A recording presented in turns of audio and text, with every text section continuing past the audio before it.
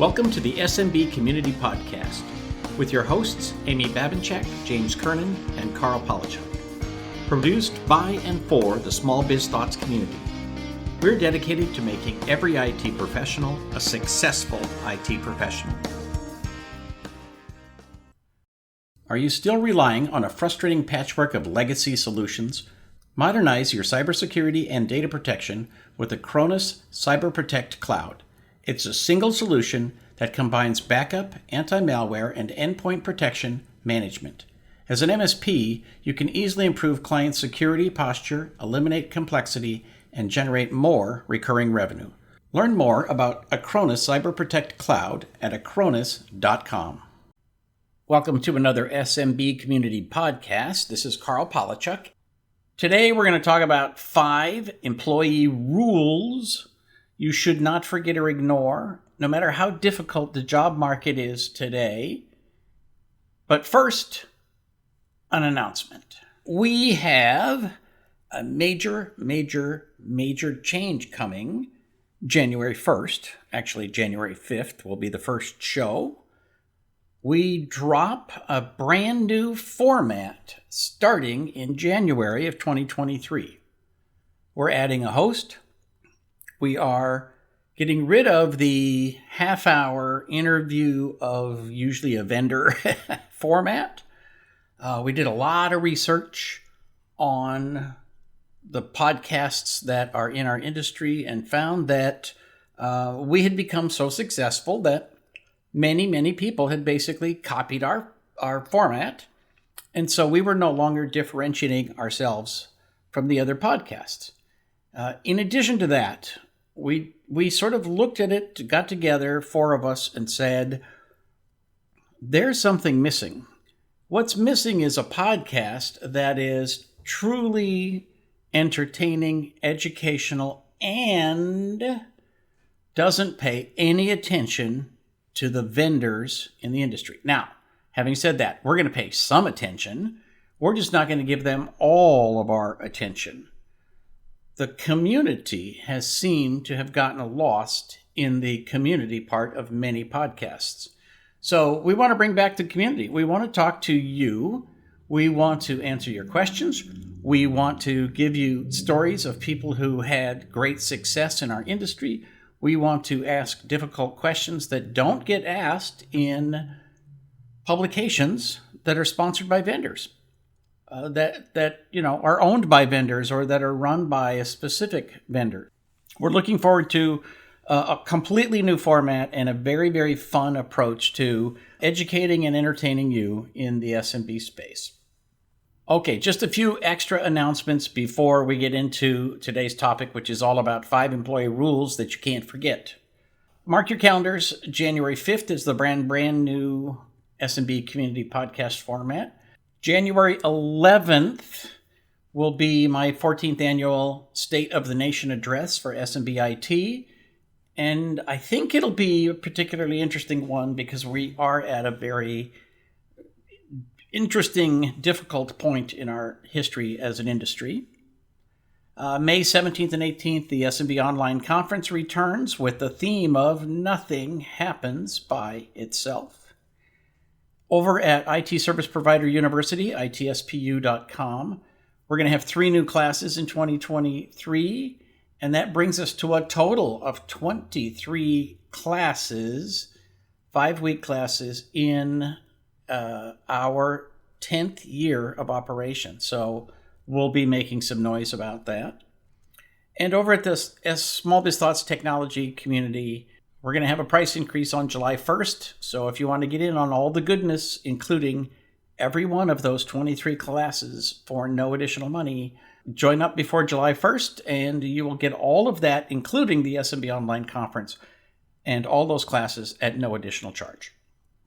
All right. So let's talk about 5 employee rules you can't forget no matter how difficult the job market is. And you may not like all of these, and you may not agree with all of these, but that doesn't change the fact that I think that these things are absolutely true, and you should seriously consider them and, spend a little time thinking about how this all fits in your particular business. Rule number 1, hire slow and fire fast. You may have heard this. It's made popular by many, many people, including Brian Tracy, who says the best time to fire an employee is the first time the thought crosses your mind. And if you're new to having employees, you probably have never fired anybody.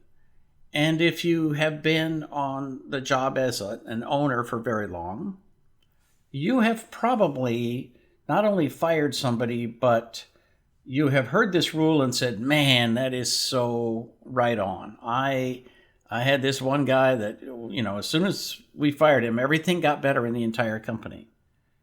And this is one of these rules that's very painful, and you get, I guess, resistant to it over time because we work with people we like. We become friends with our employees, and so it can be very difficult. And there's lots of reasons that you may have to fire somebody or lay them off. But if it's for a cause, you're probably going to find that you should have done it sooner, right? So on the hiring side, hire slow is just extremely important. I did an entire webinar about this yesterday, and I know it's painful, but you need to really honestly take your time.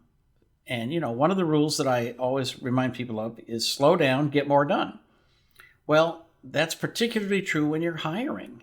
If you're hiring somebody and creating an onboarding process, that can be very expensive. And, we very often in small business, we don't pay attention to the things that don't cost hard money out of pocket in the moment. And so we can have a process where, it takes time. It wastes time. It needs to be done again and again and again because we keep hiring the wrong person, right? If you have a bad hiring process, then you're going to end up hiring the same bad people over and over and having to repeat it. If you slow down, you will take some time to get the right person. And I know that can be painful, and I know that's a difficult thing to say, especially in this job environment. But if you just hire the first warm body that comes along, it will probably not be a good choice. And so you're going to end up having an expensive process that you repeat again and again because you hired the wrong person again and again. Remember, you're building two things at once. On one hand, you're building your business. You're building the money side of things. You're building something that with luck will be bigger than you and will outlast you, or can be sold off and put lots of money in your pocket. And the other thing that you're doing is you're building culture. And you can't build culture with the wrong people. You can find people who have little sparks of this jewel and that jewel, and you can shine them up and encourage them to exhibit certain kinds of behavior. But there's some people who don't have the right spark, and any amount of polishing is just going to waste the polish, and so you have to be very careful to get the right people on your team so that you can then build your culture. Again, you're going to waste a lot of money hiring the wrong people who are just never going to fit with your culture. You need to support your employees. You need to train them. You need to help them correct their ways when they go down the wrong road. You need to bring them up to speed with regard to your processes and procedures and your vision of customer service. But, at the end of the day, when they need to go, they need to go. And so once again, put the energy into the hiring process. Hire very, very slowly, but also be committed that if it's not working, you gotta fire fast, and that's the way the world works. Rule number 2: you need an administrative assistant, and I know a lot of you are going to tune out immediately because you don't think you need an administrative assistant. But here's the thing: if you think back to Michael Gerber and the E-Myth Revisited. And if you haven't read the E-Myth Revisited, go do that this weekend. It will improve your business by Monday. You consider where you are in your business. You are probably on the path from technician to business owner. Now, most of us start out as technicians, and we get good, and then we get really good, and then somebody says, you could do this for a living. And so we start a business. And if we're lucky, we grow to the point that we are good business managers and we manage the business very well. But almost nobody in the SMB space becomes a true business owner. And by that I mean a business owner sits at home, collects money, and puts it in the bank. Business owner does not have to be in the shop every single day.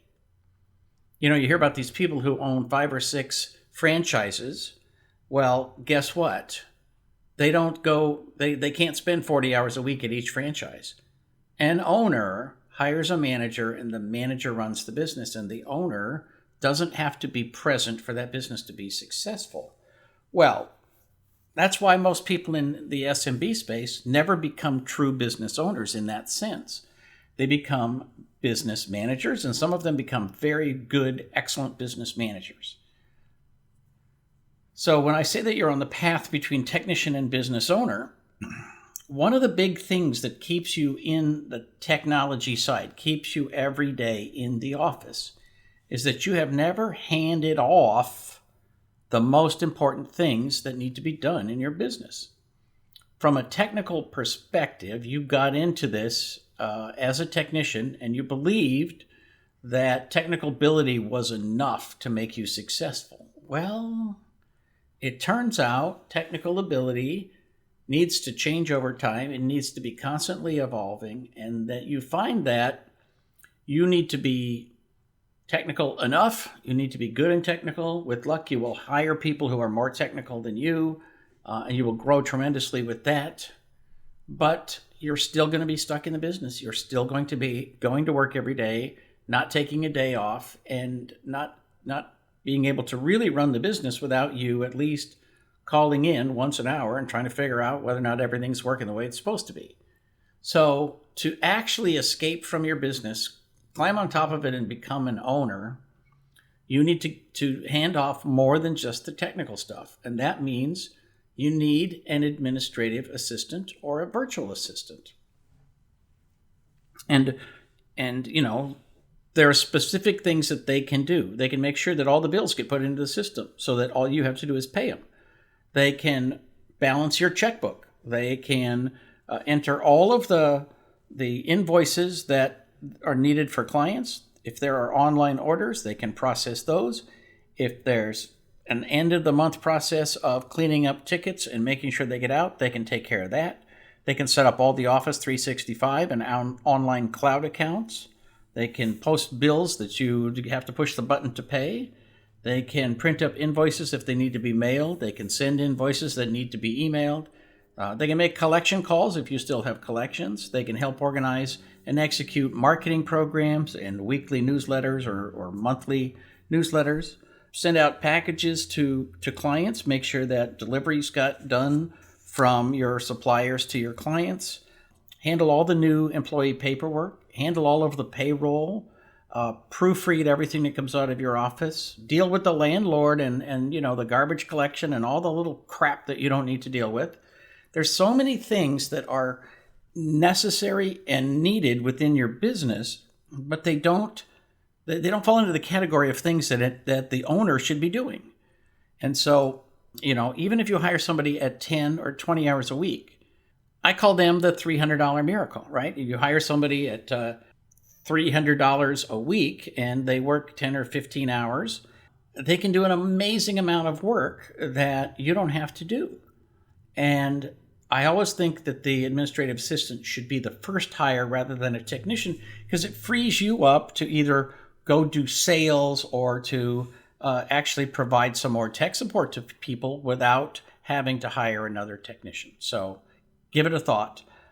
There's still lots of people who want to work part-time. So no matter how bad the job market is, the VA market is very nice. There are lots and lots of people who, even if they don't ever come into your office, they can do most of this stuff online and they don't have to be taking up space in your office.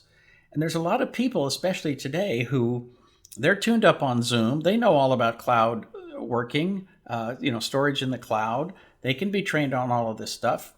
And they want to get up in the morning, get the kids off to school, and then spend some time working for you. And then in the afternoon, pick up the kids and be done for the day. And so they're happy to have, 4 hours in the middle of the day, so many days a week. The world is very much full of those people who are very, very talented and skilled, and they can help you a lot, and you don't have to commit forever to a 40-hour salary and a position with a desk in your office. Rule number 3, you need a very detailed hiring process. So your options are basically that every time you hire, you go figure it out, and there's no institutional memory, and you just try to find where was that old ad that we used? Now we can copy that one, right?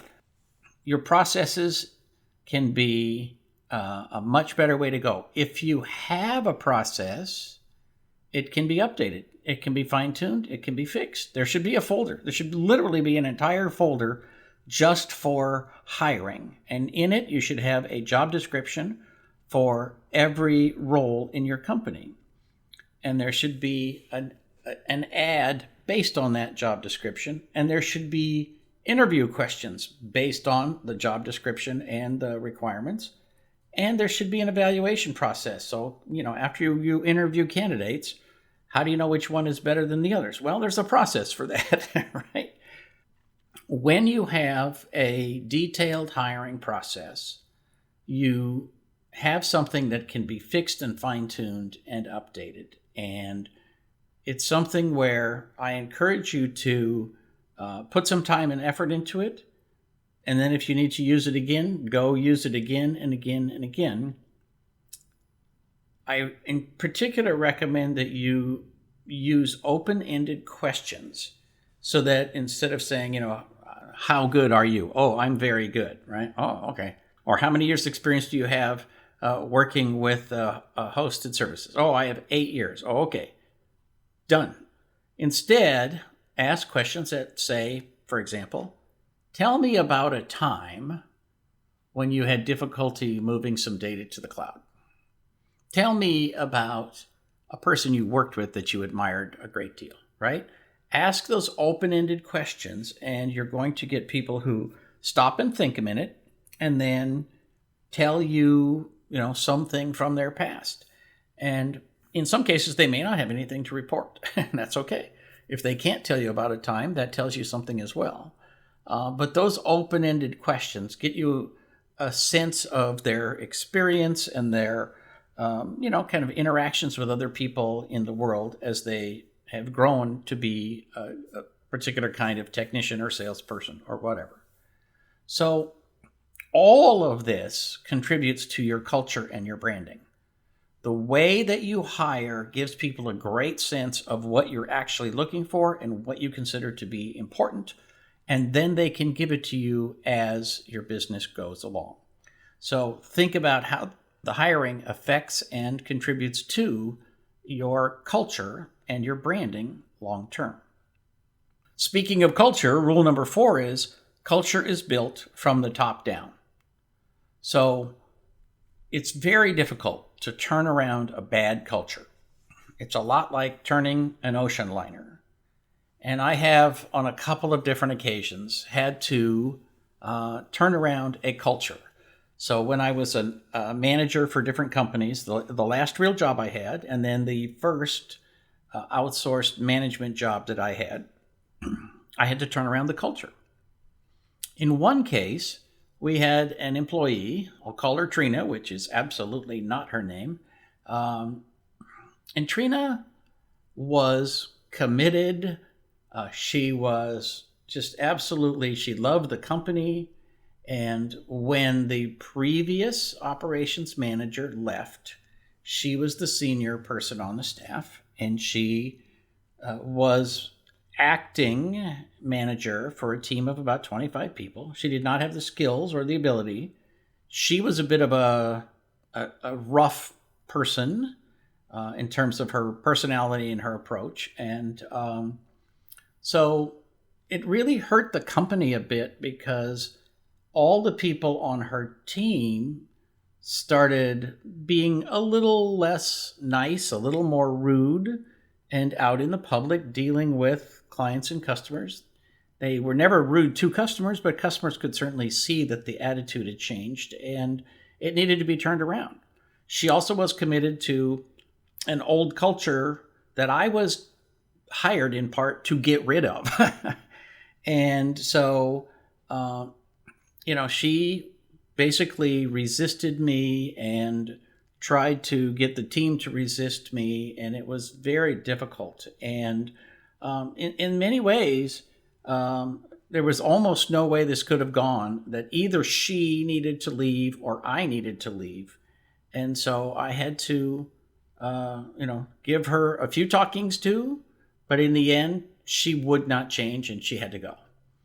And, part of this is the, hire slow and fire fast, but part of it is also, I had to go justify this. I had to go to my manager and say, I want to get rid of her. And I was asked, boy, do you know what you're doing? Because she really does lead these people, whether you like it or not, and you may end up losing some other members of your team.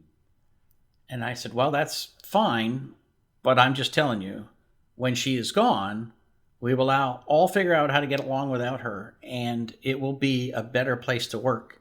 And everyone in my department is going to be a little bit happier, and all of our customers that we interact with are going to be a little bit happier. And it's just going to be a better day for everyone. And so even though she was extremely important and in an important role, she would not change to fit the culture that I wanted to build. And so oddly enough, I had to fire her in order to, fix the culture. And it was still a little bit slow, but I got to tell you, changing the culture sped up considerably when people realized, oh, he's not kidding. We do need to act differently. The behavior does matter. The way that we treat each other does matter. The way that we treat each other in front of customers does matter. And so, it was very difficult, but it needed to be done. The second time that I needed to turn around a culture, I didn't have to fire anybody, but I did have to change behavior. And it was basically I adapted a company because when I came on board, there was a culture of what I would call laziness, that people would look at tickets and not work a ticket if they didn't like it. They're like, I think it's so tedious to be installing these drivers. So they just didn't do the work. So they would spend time opening a ticket, reading it, and closing it. Or if something, sort of worked, like, okay, I applied the patch, I'm going to reboot, and they would literally reboot and walk away. Well, sometimes the machine didn't come back up, and they didn't know that because they were gone. Like, they literally didn't even finish waiting until the machine was rebooted. And little things like that. They wouldn't take on difficult tasks. They wouldn't take on tasks they didn't like, and so forth. And so I had to figure out how to fix that culture. And so one of the things that I did is to put a premium on good fixes that required no rework. I started flagging every ticket that needed to be reworked. Every ticket that was basically a new ticket that was entered for an old problem because they didn't get it fixed the first time. And then I would talk to those people. And I didn't punish anybody or whatever, but when they started getting called into my office every single time they had a ticket that needed rework, they quickly realized I would rather not be talking to the boss about my rework. I'd rather be talking about putting an emphasis on fixing things right the first time. And so we developed a culture of fix it with the first touch. And that's not always possible. But when it's not possible, it means that, okay, we learned how to handwork up to the next level of support. We learned how to do some training and education and how to find the answers to the problems, right? We learned how to help each other and call in other members of the team so that we had a better team. So rebuilding that culture didn't require firing anybody. It just required actually talking to people and getting them to do the things that they needed to do, explaining why we need to do this, putting processes and procedures in first, and creating the right values for that culture, and living the values that we said were important. And so, you can mold values and mold behavior in different ways. And one of the great quotes in the business world is from Peter Drucker: "What gets measured gets done." And so you measure the things you want, and you reward the things that you want. And guess what? You're going to gradually and slowly change the culture. And, the bigger the organization is, the more difficult it is to change the culture. But most of you have not got big businesses. You got small businesses. And so changing the culture is something where you just make sure everybody knows we are taking this seriously. And I mentioned that you have to live the values that you proclaim, because employees are always looking at the employer. And if you say one thing and do another, that's what they're going to talk about. Finally, number 5, the fifth rule that you can't forget. The fifth rule is you can't control people, but you can control your process. You can't control vendors. You can't control clients. You can't control the job market. You can't control the job candidates. You can't control the fact that the global economy is a certain way, or that clients want to ask you to do certain things. You can't control any of that. What you can control is your processes. The processes regarding vendors and clients and the job market and job candidates and employees. You can control that. And so, for me, you probably guessed this, but all of my answers to all of the questions are: we create a process. So if you have a problem with people filling out their time cards, well, you got to create a better process. You have a problem with people not putting in their time entries, not putting notes in the system, well, you need a better process. You want better employees? Create a process. You want a better culture? Create a process. If you've hired the wrong employees, well, you can figure that out by creating a process. So at the end of the day, when you look at all of these things, they're all within your control to the extent that you have processes and procedures. Slow down, get more done is one of the great rules of my life. And the 5 rules that we talked about today are: hire slow and fire fast. You need an administrative assistant. You need a detailed hiring process. Culture is built from the top down. And you don't control people, but you do control your processes. So send me any comments or questions, and I'm at carlp@smallbizthoughts.com. We'd be happy to address those for you, and I look forward to your feedback on our brand new format that drops January 5th. Thanks for listening in. This is Karl with yet another SMB Community Podcast.